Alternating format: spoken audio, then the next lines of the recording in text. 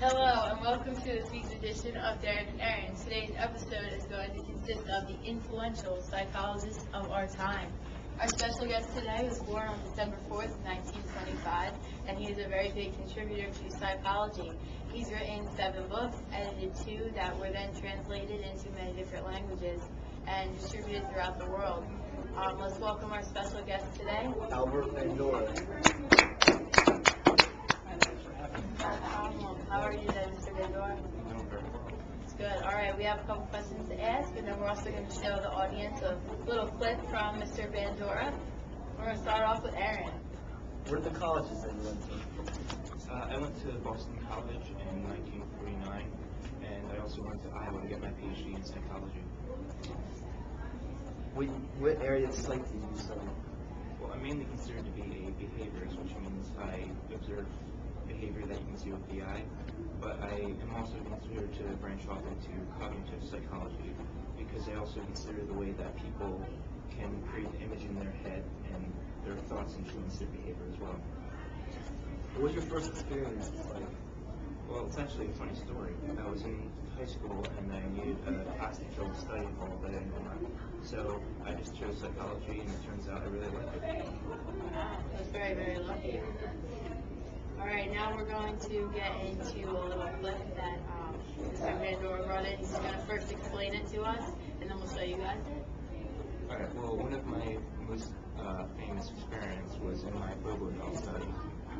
And in that, I recorded a video of a student of mine who was beating a doll, and we would eventually show this video to a bunch of kindergartners.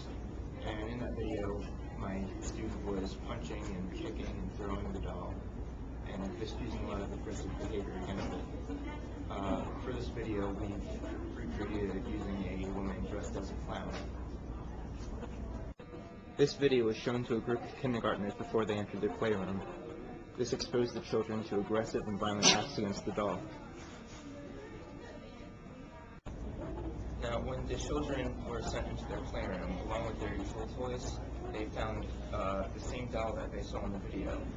Once again, in this recreation, I've used my student dressed as a clown.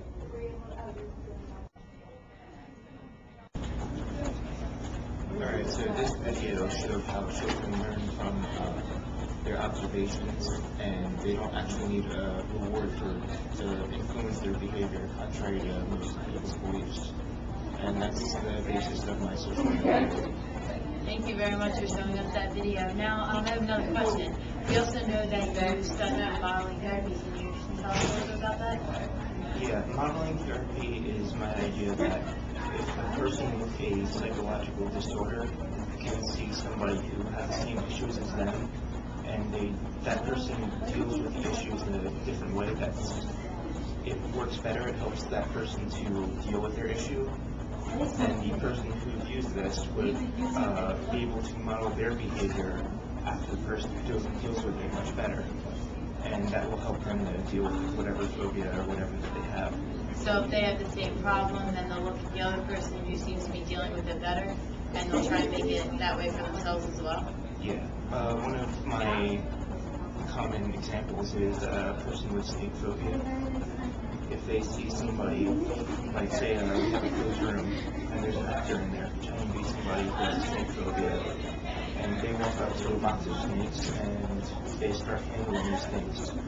Maybe they'll let it fall over them or something. The person who views that and thinks that the person has that same phobia that they do will be able to see that, and they'll create an image in their head that it's actually safe to be with these snakes instead of being dangerous as originally thought. All right, well, thank you for that. We're also going to get into the honors that Albert Bandura has been given. The first one was in 1999. He received the Thorndike Award for Distinguished Contributions of Psych to Education.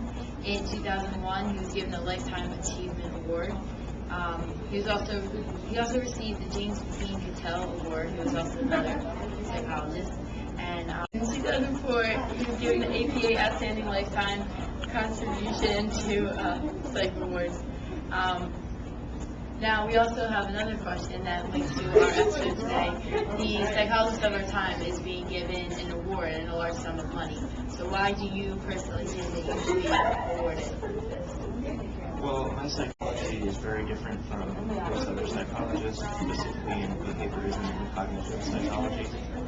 Unlike them, I've managed to combine the two, and by doing so, I've created a new way of thinking about the way that people act based on the way they think and the way that they see things in their environment. And that's helped to create a lot of advancements in therapy and understanding of children's behavior as well. Alright. So thank you for coming on our show today. Do you have any final questions to ask Mr. Albert? Alright, well thank you very much for coming in. We wish you luck with this award and we will definitely be rooting you on. Thank you. Alright, thank you. See you guys later.